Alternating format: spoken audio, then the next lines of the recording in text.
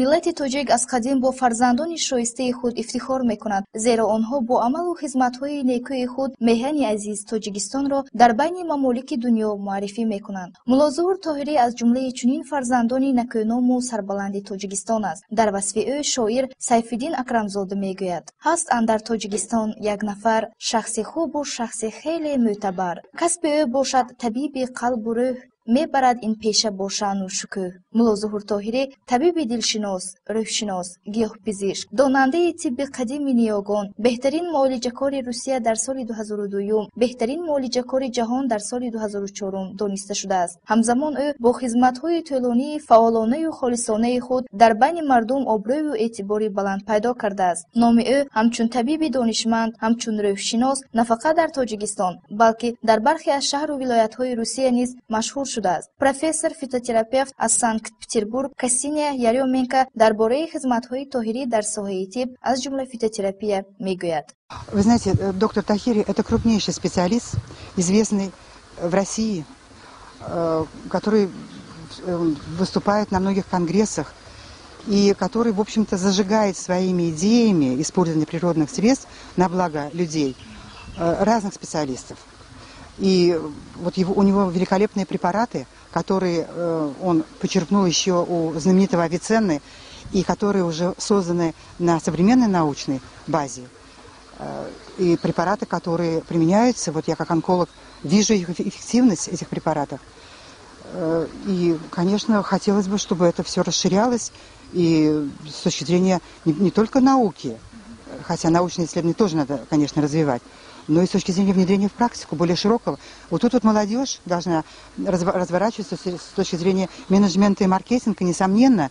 И вот я вижу, что уже вот первые шаги в этом направлении уже предпринимаются здесь. Это очень приятно. Мулло Зуҳур Тоҳирӣ имрӯзҳо ба конгресси сеюмини байналхалқӣ ки дар беморхонаи клиникавии рақами 1 шаҳри Хуҷанд баргузор мегардад, бо ҳамроҳи дӯстону ҳамкасбон ки аз Русияву Эрон ва аз дигар шаҳру ноҳияҳои вилоят ва берун аз он ба шаҳри зебоманзари мо Хуҷанд ташриф овардаанд, омодагӣ мебинад. ҳамзамон ин табиби ҳозиқро дар Эрон низ ба хубӣ мешиносанд. доктор Ризо Пӯяно аз Эрон барои иштирок ба конгресс омада бо устод Тоҳирӣ солҳост ки шиносоӣ дорад. آقای دکتر طاهری یکی از بزرگترین پزشکان عالی قدر تاجیکستان هستند که 15 سال من افتخار آشنایی با ایشون دارم و با هم همکاری میکنیم، در سطح بین المللی مریض میبینیم. дар муддати начандон то'лонӣ эҷод карда ба таб расонидани беш аз 260 номгӯи асарҳо ба забонҳои тоҷикиву русӣ ва чанде ба забони ӯзбекӣ корест басо заҳматталаб. ӯ шабу рӯз пайваста аз пеи омӯзишу ҷустуҷӯйҳои илмист. тоҳирӣ ҳамчунин унвони беҳтарин табиби ҳазорсолаи сеюмро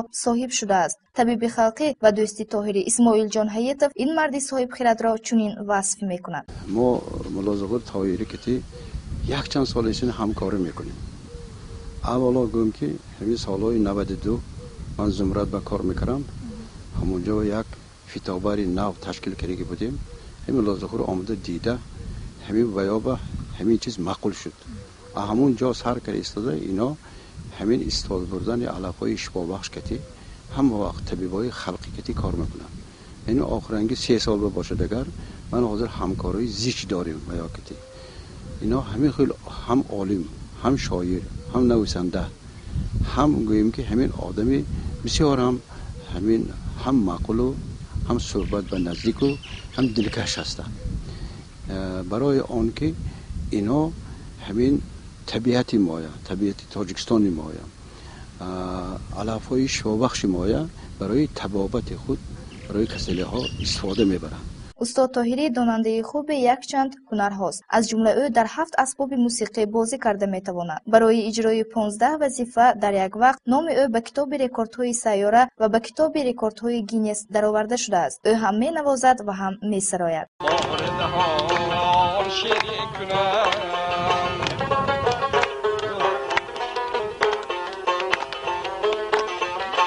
профессори донишгоҳи давлатии ҳуқуқ, бизнес ва сиёсати Тоҷикистон Бисабоат Исмоилова низ аз соҳаи фитотерапия ба хубӣ огаҳӣ дошта, устод Тоҳириро низ хуб мешиносад. اون کس رو من در دانشگاه تیپ یک 10 سال کار کردم در اونجا. از همونجا اون کس رو بسیار خوب میشناسم که من حاضر هم این کس من خریب که یک طبیب خلق شده ماندم و چون که این کس یک شخص هم عالم هستند و میدانند که هم اثرهای سینوکشناس هستند که همین گیاهای دوایی در تاجیکستان ما یعنی این یک هدیه خداوند است که در هر جا این که نیست است این گیاها در ما 600-700 نمود گیاهای توابع در ما وجود دارد. ملا ظهور طاهری علوچه فرهنگ جمهوری تاجیکستان علوچه مطبوعات جمهوری تاجیکستان بوده با مدال شفقت مکافاتانیده شده است. اینچنین دارنده مدال گیورگی مقدس روسیه می باشد. عین زمان او دیرکتور جمعیت دارای مسئولیتش محدود مهر گیاه رئیس اساسیه گیاه پزشکان و طبیبان خلقی جمهوری تاجیکستان و سردبیر روزنامه درد و درمان می باشد. استاد شما چون گیاه پزشک هستید دایر به گیاهای طبابتی تاجیکستان چی گفته میتونید؟ البته کشور ما یک کشور افسانه‌ای است که در یک وقت ما 4 فصل سال در تاجیکستان دیدن ما ممکن است و موافق نشاندادهای علمی زیاده از 800 نمود گیاهایی که امروز در طب خلقی استفاده میشد در تاجیکستان میروید. از آن جمله 62 نمود گیاهایی که از جهت علمی تصدیق شدن در سیستم فارماکاپی استفاده میشد و من زیاده از 15 سال است که همین برای آموزش پیدا کردن بازار گیاه شفابخش کار کرده استادم و 10 نمود چایهای طبابتی اختراع کردیم که از جهت علمی آنها اثبات شدن. از آن جمله در کلینیک های شهر مسکو از سنجش های علمی گذاشتن. یک افسوس که ما همون زمین نداریم، آدمای جمع آوری میکردگی نداریم که جمع آوری کنن. پهلوی دیگری فعالیت ایجادی ملا ظهور طاهری شعرگویی و حکایه نویسی است. در این جاده نیز او کامیاب و موفق گردیده است. استاد ما میدونیم که شما شعر هم میگویید، یک چند مجموعه کتاب‌هایتان هم به چاپ رسیده است. چگونه شد که شما به عالم نثر و نظم رفتید؟ عموما همین چیزها از دوره کودکی میشد. وقتی که مثلا من در دیها رما میچراندم همراه خودم دائم کتاب غزلیات حافظ بود، کتاب تورال بود، کتاب ترسونزاده و مثلا من همین تا دوره به آموزشگاه طبی آمدن شعر مینویسوندم. وقتی که به آموزشگاه طبی شهر خوجند داخل شدم اولین شعرهای خودم رو با مرحوم استاد رحیم جلیل بردن نشون دادم. شعرهای من خواندن، گفتن که پسرم حالی برای اینها شعر شدنش خدمت کردن در کار.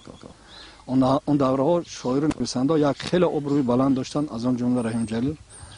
و من خواهش کردم گفتم استاد عقلا شما همین در خانه من بنویسید که من همین رحیم جلیل شعرهای من خواند. حالا این در بایگانی من استاده است اولین شعرهای من.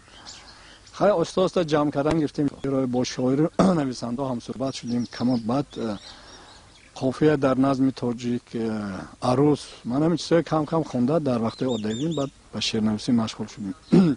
من عموما خودم مجبور کرده یگون بار شعر نمی‌نویسم.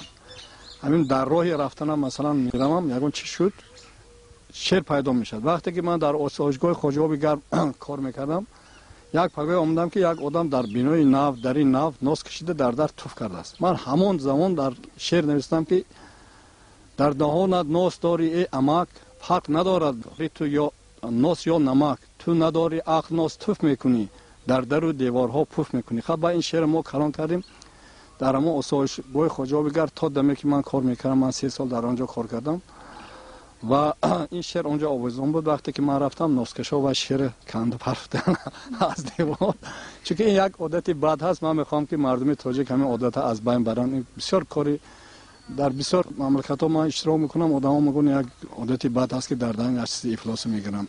استاد ما میدونیم که شما مؤلف 10 نمود چای طبابتی و 2 نمود چای خوشبوی نیز هستید. اوید خصوصیت طبابتی این چای ها حرف میزنید؟ تشکر. چایی که ما اختراع کردیم هر یک تش از 5 گیاه شفابخش عبارت است و با آمیخته چای 95 چای کبود که وای ضد آنتی اکسیدان میگوید برای تازه کردن رگ‌های خونگذر استفاده می شود. و چای رقم 1 مثلا ما رقم موندیم برای آرامی عصب، آدمایی که عصبشون ناآرام هست. چای رقم 2 برای دل، 3 برای بیماری گرده، 4 برای معده و روده. مثلا چای رقم 5 ما همچون چای ویتامینی اختراع کرده بودیم. در روسیه ما با توصیه کردن که ما همین چای ضد بیماری‌های قند مونیم، یعنی آنتی دیابتیسکی و ترکیبش هم میگم که در ترکیبش سوماخ هست، کرپیوا یعنی گزنده، خوری گزنده هست، بعد خلول هست یعنی شپونیک، بربریس، زیلول با مقدار چای 95. این در چندین کنگرس های بین الخلقی در ویستاف و نمایشگاه بین الخلقی اشتراک کرد این چای ها و صاحب چندین دیپلم ها گشت. این مرد جهاندیده و همتلخی و شیرینی روزگار چشیده در زندگی شخص حلیم و فروتن، خیرخواه و فراخدست و دلگشاد بوده، با چنین خصلت‌هایش در ذهن مردم نقش بسته است. زندگانی این راهی کج و کلیب هر کجا رفتم بدیدم من فریب. مثلا من یک کتابچه آغاز کردگی با نام پول دادم و درد سر خریدم که با بسیار آدما میبیان کوشش میکنن مبلغ میتید یا چیز میتید، وقتی که میخواید که این مبلغ گیرید یا که در وقتش و اجرا نمیکنن، این ضدیت ها از همین چیز پیدا میشود. زندگی معنای اصلش سالم بودن است. آدمی که مثلا سالم هست، عضوهای بدون دارد، چشم، گوش، همه چیز میبیند، این آدمی بایترین و دولتترین آدم است. مثلا آدم هست که میلیون پول دارد، یکی چشمش نابینا هست. حتی مثلا یک سالای من در قریب بالا کار میکردم، یک بیمار با فامیلی ژوکوف، من همچون راه بلد بردم به کلینیک فیودروف و اون چشماش نمیدید. میگفت که یک بار دیگه من آرزو میکنم که همین بهار تاجیکستان رو ببینم. یعنی که برای وای عموما بایگری در کار نبود، فقط دیدن. یعنی این از تمام دنیا آدما جمع میشن. من برای میخوام که مردمی تاجیک دائم سالم باشد، سلامت باشد، روزی کم و غم نبینن، همه وقت با شادی یکدیگر احترام کنن. بله، خداوند به او دست شفا بخشنده و قلب پرمهر عطا نموده است. هزارها بیماران به او با چشم امید می‌نگرند. طاهری میگوید طبیب هر کس خود اوست. سخن خوش و گوارا باشد درمان بخش هزارها درد هاست. در انتها به این مرد نیکسرشت و طبیب حاذق سیناگون صحتمندی و قله های بلند ظفر را در فعالیت من بعدش تمنا میکنیم.